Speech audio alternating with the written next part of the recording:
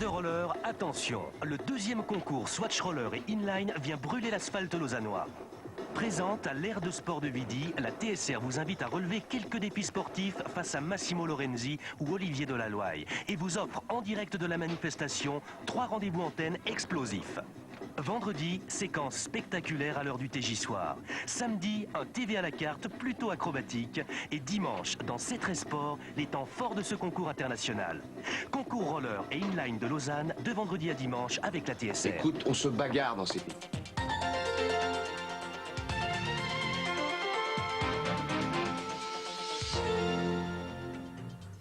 Tirage au sort ce matin du prochain Tour des Coupes d'Europe de football, des affiches prestigieuses pour les clubs helvétiques.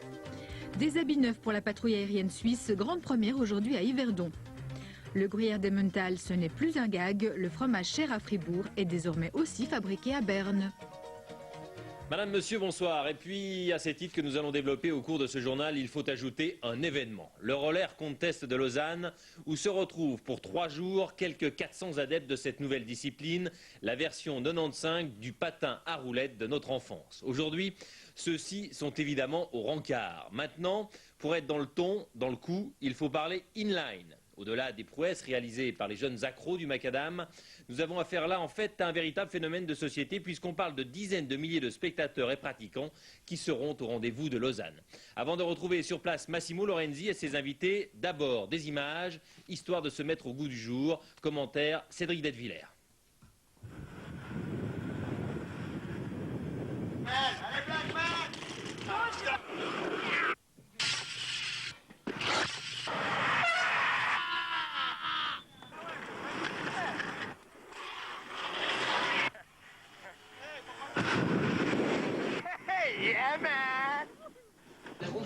À Lausanne, le temple du inline, c'est Asphalte. Ouvert par un as du patin au chômage, cette boutique ne désemplit pas. Tout le monde achète des patins en ligne. C'est pas fait pour une seule catégorie de gens, c'est fait pour tout le monde, de dire les plus jeunes, les moins jeunes. Déjà, quand on est sur une paire d'inline, on est stable. On est là, hop, on bouge pas, on arrive à garder un équilibre, quoi. Et ce sport accessible à tous a même intéressé les autorités lausannoises. La ville a mis ce hangar à disposition des patineurs. Ici, bénévoles et chômeurs de longue durée construisent le plus grand skatepark de Suisse. Pas encore terminé, les rampes sont déjà squattées. Pour 2 francs, les plus fervents patineurs y passent tout leur temps libre. Une question, pourquoi tant d'assiduité ? C'est un mode de vie en tout cas pour moi. J'adore faire ça, je pourrais pas vivre sans. Et puis, je sais pas, mais on est tellement bien quand on est sur les patins. Et qu'est-ce qu'on ressent quand on fait du patin ? Des émotions. La fièvre du inline s'attrape à tout âge, pour une balade ou pour les sauts les plus dérisoires. Et ils sont déjà des milliers à s'être jetés à l'eau.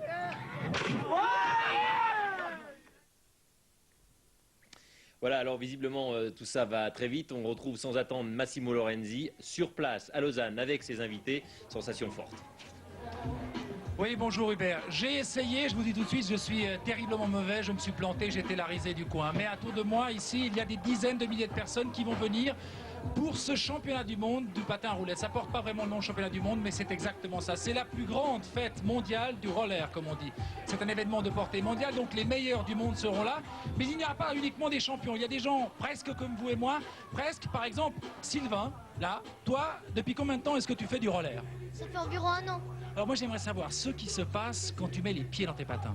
Il y a un sentiment de liberté, on se sent libre. Et puis aussi, quand tu fais de la rampe, bien du jump, tu t'élances, tu sautes. Et puis on dirait que tu voles parce que on dirait que tu restes tellement longtemps en l'air, c'est parfait. Et en fait, tu restes 1 seconde en l'air.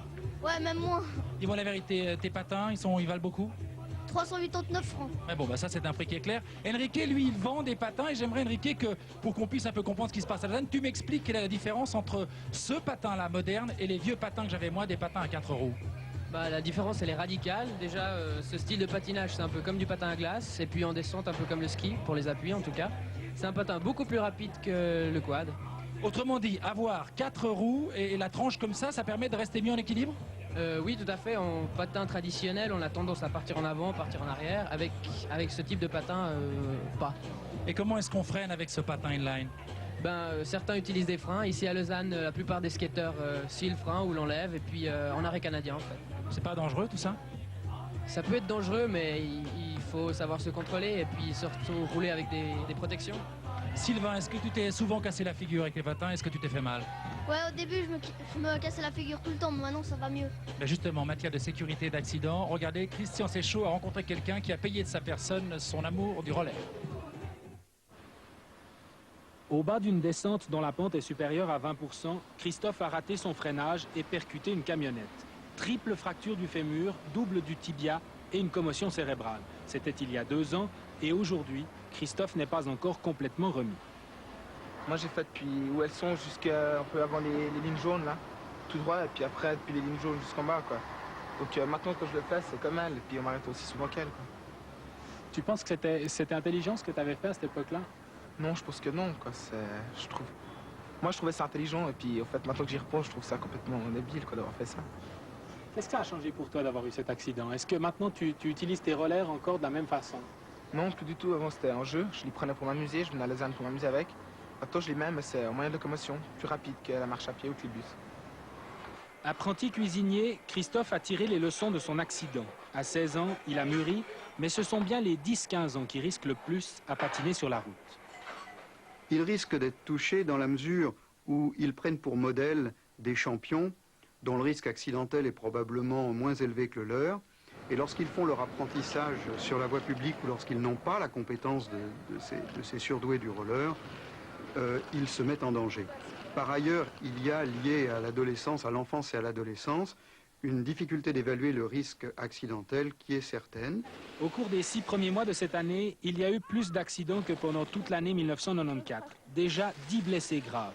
Reste donc à trouver un modus vivendi entre automobilistes et patineurs et à réfléchir aux conclusions que tire Christophe. Avoir eu cet accident, ça m'a complètement changé de toute ma façon d'être en ville, patin à roulette, à pied, en vélo. Faire toujours plus attention aux voitures, une plus grande peur des voitures, quoi. Bernard Métro, vous êtes municipal de la police et des sports ici à Lausanne et de la jeunesse aussi. Alors, aujourd'hui, la sécurité est parfaite, mais lundi, ils seront de nouveau dans la rue, ces jeunes. Alors, qu'est-ce que vous allez faire? Est-ce que vous allez continuer à sévir seulement ou est-ce que vous allez faire autre chose? Et je crois qu'il faut savoir qu'à Lausanne, la police ne sévit quasiment pas. La police essaye de faire de la prévention dans les écoles, dans la rue. Ça, c'est un premier point. Par rapport au nombre de rollers qui sont tous les jours sur les routes, on estime qu'il y a 2 à 3 000 rollers qui pratiquent régulièrement ce sport à Lausanne. Plus tous les occasionnels, ça représente une grosse proportion. Il y a peu d'intervention de la police. Mais est-ce que vous allez les laisser circuler dans la rue? Alors, j'ai demandé, ça fait quelques semaines que je suis en fonction, j'ai demandé qu'on étudie un tracé à travers Lausanne qui soit marqué, qui permette du haut en bas de la ville, puis c'est ça l'intérêt, c'est d'aller du haut en bas de la ville. On a une topologie extraordinaire pour ça, du haut en bas de la ville, d'avoir un parcours qui leur permette de descendre. À partir de là, au moment où si on arrive à mettre en place ce parcours-là, en plus de toutes les infrastructures qui ont été mises à disposition, comme ici, comme ailleurs en ville, comme à Sévelin dans la halle qu'on vient d'évoquer, on deviendra peut-être plus intransigeant ailleurs. Parce qu'il y a un certain nombre de craintes de la part de la population, des personnes âgées, mais peut-être que si une certaine tolérance, et notamment le jeune qui s'est exprimé tout à l'heure dans son expérience d'accident, si on arrive à faire passer ce message-là, je crois qu'on arrivera à faire un certain nombre de choses et à améliorer l'état d'esprit. D'accord, la sécurité, Massimo, c'est pour lundi, mais maintenant, c'est la fête et c'est à vous. Oui, Christian, effectivement, la fête, je le répète, jusqu'à dimanche ici, on attend 100 000 personnes, des milliers de patineurs, les meilleurs du monde. Et puis, entre eux, je ne sais pas, t'es le meilleur du monde, mais il y a Cato à côté de moi, tu me disais, le roller, le patin, c'est une manière de vivre pour moi. Ouais, je pense que c'est vraiment une manière de vivre. Je pense qu'on peut faire ça avec amour, carrément. C'est-à-dire, tu passes combien d'heures par jour sur ça? Je sais pas, c'est pas la question, c'est... Faut mettre les patins, faut pas penser à gagner quelque chose avec, faut les mettre spontanément, comme ça le matin en se levant, et puis partir patiner, en roulant, simplement pour se déplacer quoi. Tu vis avec tes patins comme d'autres vivent avec leurs lunettes? Avec leurs lunettes? Ouais, pourquoi pas, hein. Ouais. Pourquoi pas? Dis-moi, on dit beaucoup de choses, on dit que c'est une forme d'irrespect pour certaines choses, on dit que c'est une affaire commerciale, que c'est uniquement une mode, qu'est-ce que tu en penses de ça? Je pense que c'est un peu tout ça, évidemment. Quand on parle de patins, c'est à la mode, surtout quand on parle de inline. Donc on peut pas différencier ça avec le phénomène de mode. Donc ça peut être une mode, ça peut être un mode de vie, tout dépend des gens. Il n'y a rien d'autre qui te plaît autant dans la vie que le patin, franchement? Franchement, pour l'instant, non, parce que le patin, c'est quelque chose qu'on peut faire en plus de toute autre chose, quoi. En plus, encore la drague, des choses comme ça. Ouais, on peut faire ça. Ouais, ça pose pas de problème, je pense. Ça, c'est pour Caton. Non, ce que je voulais dire encore, et qui est important, c'est de dire ceux qui ont organisé cette immense manifestation ici, ce ne sont pas des gens qui ont 50 ans d'organisation derrière eux. Ça n'est pas une immense organisation professionnelle. Ce sont 11 copains. Des gars, des filles qui se sont réunis, qui ont dit on va faire un truc. L'an dernier, première manifestation, réussite. Cette année, manifestation que même les Américains nous envient et dont on va parler dans le monde entier. Regardez, Cédric Delvillers a rencontré ces 11 personnes qui sont vraiment des gars comme ça. C'est l'histoire de Patrick, comptable dans une étude de notaire. Les chiffres, c'est son domaine. Comme les 10 autres membres du comité, il consacre son temps libre au contest. La deuxième édition de cet événement s'est concrétisée dans ce local. Tout y est décidé de la recherche des sponsors aux inscriptions. Mais si on y parle gros sous, personne ne cherche à gagner de l'argent. Le budget du contest représente à peu près 300 000 francs. Il y a 108 autres 1000 francs de structure. Il y a bien sûr la sécurité, tout ce qui est musique, les light shows pour le show d'ouverture, un show d'ouverture aussi, et puis 40 000 francs de prize money qui sont annoncés. La presse s'est déjà beaucoup intéressée à ces jeunes. Leur dynamique de groupe hors du commun pourrait figurer comme un exemple dans les cours de management. Mais pas question d'attraper la grosse tête. Ici, on s'est encore déliré. C'est peut-être le secret de leur succès. Ouais, on est les mêmes, ça change pas. Simplement, ça te donne peut-être la motivation pour continuer parce que c'est sympa de voir que ce qu'on fait est reconnu. International Roller et Inline Contest, deuxième édition. Et quand je vous disais qu'il s'éclatait, il y en a un à côté de moi, c'est José. Il est speaker de la fête ici. José, je ne comprends pas. Vous sacrifiez pratiquement toutes vos soirées, toute l'année pour pas un rond. C'est pas un sacrifice, c'est beaucoup de choses gagnées. Ça vaut tout l'or du monde. Tu sais, quand tu vois les gens comme ils s'amusent, le plaisir qu'ils ont à patiner, rien que le plaisir de se rencontrer comme ça, il y a des gens de partout. Pas seulement pour patiner, mais pour regarder. Parfait. Il n'y a pas besoin de gagner de l'argent pour ça. Tu endors encore la nuit, toi et tes potes, de ce qui se passe ici? 2 nuits, cette année, 2 nuits, j'ai pas dormi, maintenant je tiens le choc, ça va bien. Bon, alors rapidement, le programme des 3 jours qui vont suivre. À bloc, tous les jours, ça commence tout à l'heure à 21h45. Déjà maintenant, c'est les entraînements, c'est hallucinant parce qu'il y a des gens qui viennent arriver des states, il y a des gars en bicross, là c'est hallucinant. Ensuite, à 21h45, il y a la descente au flambeau. On risque d'être plus de 1000 patineurs, plus de 35 000 personnes au bord de la route, ça va être très chaud. Il y a le show d'ouverture. Ensuite, demain à 8h, on commence les qualifs. Ça défile toute la journée. Dimanche matin à 8h, on commence. Et là, c'est le gros boom, les finales et tout. Parfait, José. Moi, je mets la casse-cousse pour être un peu dans le ton. Et je dis, Hubert, comme vous avez congé ce week-end, vous posez vos affaires, vous changez votre costard, vous mettez une casse-cousse comme moi, et vous venez ici, à Vidi, faire la fête avec votre enfant. Bonne soirée.